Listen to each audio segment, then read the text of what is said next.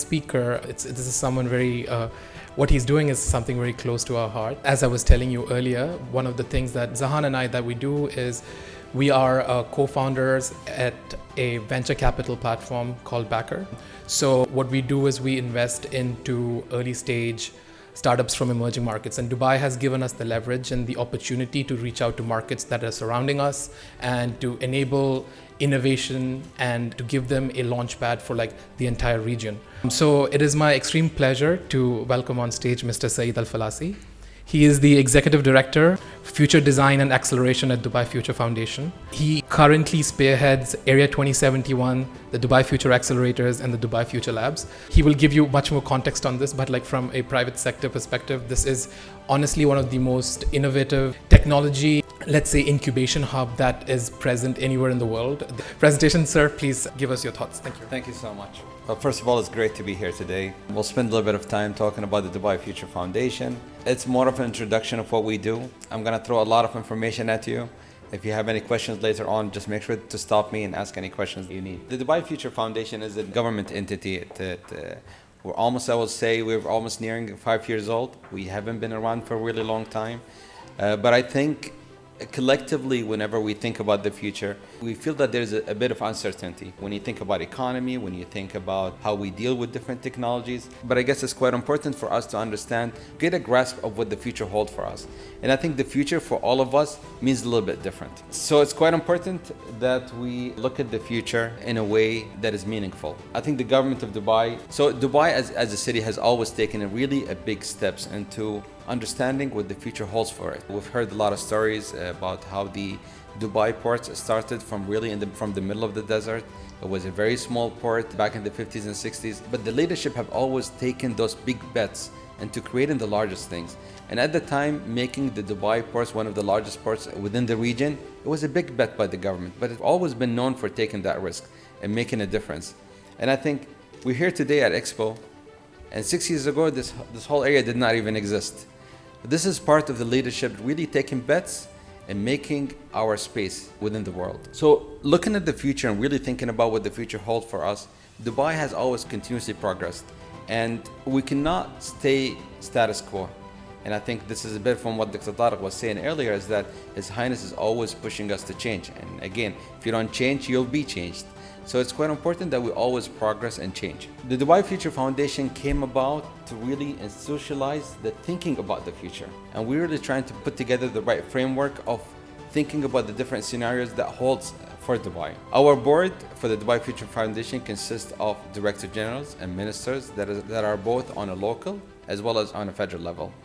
We quite understood that when we try to adopt new technologies, it really not only a matter that we can discuss on a local level, but definitely we have to engage with the whole Emirates. And we can see a lot of, I'm going to bring up a couple of examples where we can see that. So we've taken our strategy from a quote by His Highness, which is, "The future belongs to those who can design, imagine, and execute the future." And we've taken these into those different pillars.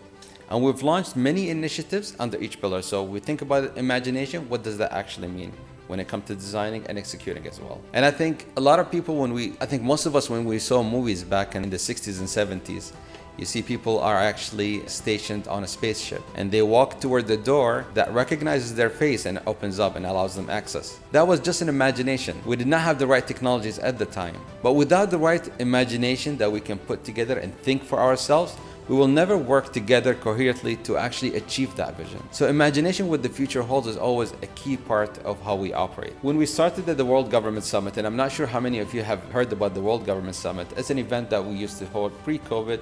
We used to host it on an annual basis. It's actually happening toward the end of the month here at Expo. It's a summit that really collects some of the best people when it comes to technology, when it comes to well-being, a lot of politicians as well. So we try to bring some of the brightest minds into this World Government Summit to really talk about important subjects. When we started the World Government Summit, we started as a small cubicle. Within that cubicle, we started having conversations about how would the future look like in the future? Nobody had a really good idea. We always think things will never change. So we asked those questions that we really literally haven't had the answers to. We said, how would food look like in the future? How would actually technology will support us in the future? How can the elderly adopt to new technologies? We ask those questions, we're trying to get the answers for. But fast forward to today, on the 22nd of February, earlier this end of last month, we've launched the Museum of the Future. And the Museum of the Future will be a platform for the intellectuals from across the world to come and have those conversations. So it's not going to be a museum where we only exhibit, but also a platform for people to come and have an important conversations. So the different pillars that consist of the Dubai Future Foundation, one is imagination. And I've spoken about how imagination is quite important to know what the future holds for us. So we've launched multiple initiatives. One of them is the Dubai Research Center. So the Research Center spent a lot of time trying to understand what is coming for Dubai around the corner. We're trying to see how technology will affect us. It's a little bit of a North Star into how can we actually direct our activities toward. And it's quite important for us because we spend a lot of time even having a lot of conversation from our verified researchers network across the globe to understand what is happening around the world that would potentially affect us. So with that progress, we actually worked very closely with the World Economic Forum to build the Fourth Industrial Revolution Research Center here in Dubai. And we focus on very specific topics similar to artificial intelligence, blockchain, personalized precision medicine. So those topics we actually lead here within the region. But what does that actually mean? We actually involve with a lot of startups and companies and government trying to understand how we can actually implement new technologies. One of the outcomes that we had is how we can actually utilize artificial intelligence within our procurement systems. And I think procurement is one of the toughest things that you can do nowadays, but how we can actually implement AI to support us. We worked very closely with the Dubai Water and Electricity Authority to be able to issue a toolkit that we actually handed back to the World Economic Forum that they can distribute among their members, and that will allow those members to adopt those new technologies. Again, when we think about the future, we also think about people. I don't think there is a future without people. So we spent a good amount of time building our academy, which is the Future Academy, to make people realize how they can actually move from simply just planning for the future to actually building future scenarios for their sectors. So we enable private sector as well as government to understand what the future holds for them for their specific sectors and how can they actually think about it. So we have held many sessions within the academy. We have not only focused on government and private sector employees, but we also spent a lot of time teaching the youngsters as well as the experts from different fields. And I think for me, actually, the Dubai Future Expert Program is actually one of the best programs that I enjoy watching. What is that actually does is that we bring some of the brightest government employees to spend a whole year with us, understanding, build future scenarios for their sector. As an example would be, how would actually security change over the years? How would logistics actually continue to change and evolve? How would actually health, receiving health, telemedicine and all that, how would it actually impact our lives? So we take each individual and we give them a project for the full year. And a great examples comes through from those participants. So we'll talk about some of the pilot projects, and I think this is where the investments comes in. This is how we engage with the startups as well. And I think one of our initial pilot projects that we had was the 3D building that is right next to the Emirates Towers. And I believe at the time when we had some of our employees actually go and apply for a permit to be able to build the 3D building, he went to Dubai municipality, who are actually responsible about the infrastructure in Dubai, and they wanted to apply for a permit. And the gentleman said, I'd like to apply for a permit for a 3D building. And you can imagine the person actually behind the counter thinking, okay, what is it actually a 3D building, right? He's actually clicking on the drop-down menu and all he sees is a building, is a villa, a home, but there's no such thing as a 3D building. So the very first initial permit that we received for the building was actually issued under a category of a tent, because we did not have a better terminology for it. But luckily, if you fast forward today, the 3D building actually is not only in the government systems, but we also have the right regulation behind it, and we have the right strategy as well. This is a little bit of us experimenting and testing new things. And we obviously, one of the other programs that we work with Dubai government, Dubai Future Foundation, is the Dubai Future Accelerator program. A lot of people, when they heard the word accelerator, the first thing that they hear, they think about is startups. But initially, actually, what we did here is actually we tried to accelerate government departments and allow them to start thinking differently and start to actually adopt new technologies. So with that in mind, and what we do very specifically, we meet with the different government departments and we try to push the agenda a little bit, trying to get them out of their comfort zone. And we try to ask, them, what is really a challenge for you today that you can turn into opportunities? And this is a big question. And a lot of those times they will tell us that we have a challenge in area A. And when we look into it, it's really not a real challenge. It's just perhaps just change in a policy, a real problem. So we had over the last 4 years, as a matter of fact, we had companies that came and spent time with us, startups and private entities. Over 180 companies came from almost closer to 40 different countries over the last 4 years, coming here very specifically to work with the government to change the way they operate. An example that I have here is RTA. RTA is actually the Road and Transportation Authority. They came to us and said, like any road and transportation authority across the globe, we have a number of public buses. How we can actually change the way we operate. They actually create a lot of traffic on the roads. They're bad for the environment. And it's really overall not an amazing experience. How we can actually Uberize sort of that experience.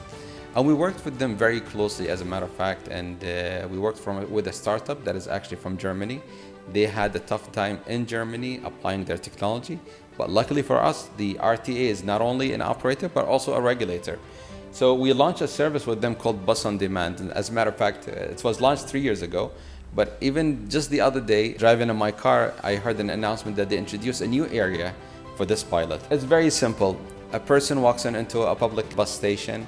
He uses his app to actually identify where he is and where he's trying to go. And the bus automatically, using AI, calculates the best route, most efficient route, not only for him, but also for the people that are on the bus. So the bus is continuously taking different routes to allow all the passengers to get to their destination.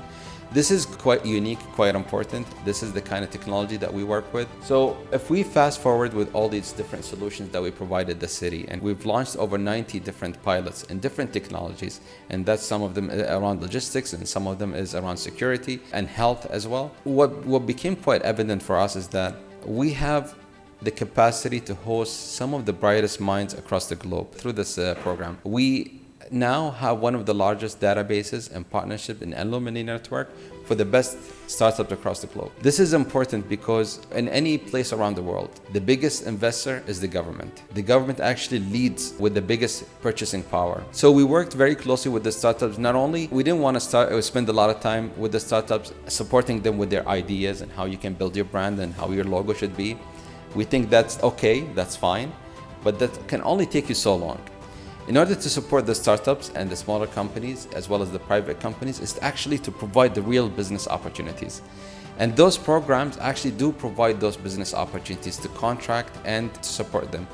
Within 4 years, we were able to actually establish almost 45 companies in Dubai. They've received funds and contracts that is closer to 700 million dirhams. So that's important for us to continue to showcase value. I'll talk a little bit about the Future Labs. The Future Labs is actually a lab that we continue to engage, and I think we've spoken about research and development. The Dubai Future Lab, we work on very specific matters. We believe that Dubai is strong when it comes to automation and logistics. And the Dubai Future Lab's actually main mandate is just to focus around that. We work very closely with the regulation lab because we do understand that a lot of time technology requires certain regulation changes, and one of those things, what comes first, innovation or regulation? And I think the white hair in my beard came about from a program that's very specific for drones. And we wanted to use drones for logistics, and I realized right away is that for a drone to fly, and we always seen this in the movies, right? Drones taking people from one place to another or delivering products. And we understood right away is that if you fly a drone from the ground up to 10 meters, you have to speak to one government department. If it flies from 10 meters to 20, you have to speak to another government department. So for me to actually fly this drone, I have to speak to 9 government departments. And I think that would not work. And I think what helped us quite a lot, being able to launch a regulation for drones, is to show a very clear user case. In our case, we worked very closely with Carrefour. Carrefour is one of the largest grocery outlets in the region. And we worked on a very simple pilot. How can we transfer a product that is less than 2 kg from point A to point B? We don't want to think about a government. We don't want to think about anything else. We just want to be able to move that item from point A to point B. The minute that the 9 government departments sat on a table just to resolve the fact that this drone needs to fly from point A to point B, everything became so easy. Because they understood right away is that the minute that we're able to make this move, Dubai can potentially be one of the biggest cities in the world to host the most innovative drone technologies, because we would have the infrastructure, the regulation to support it as well. So as a role of Dubai Future Foundation is always to push the boundaries, and we've launched the regulation lab to be a sandbox to allow us to actually test those new technologies within UAE. So we host a lot of these activities that I've been talking about in an area that we called Area 2071. Our ambitions at the Dubai Future Foundation is to make Dubai a leading city, and we believe very strongly that we have to work with government, we have to work with the private sector and startups, as well as the semi-government. This is important because that's how investors come in to support those startups with their amazing ideas. We create that route for them to be able to accomplish their task. So this is in a summary what the Dubai Future Foundation is. I don't want to bore you with a lot of details, but please feel free to reach out to me anytime that you want, and we'll be able to go into more details in areas that matters to you. Thank you so much.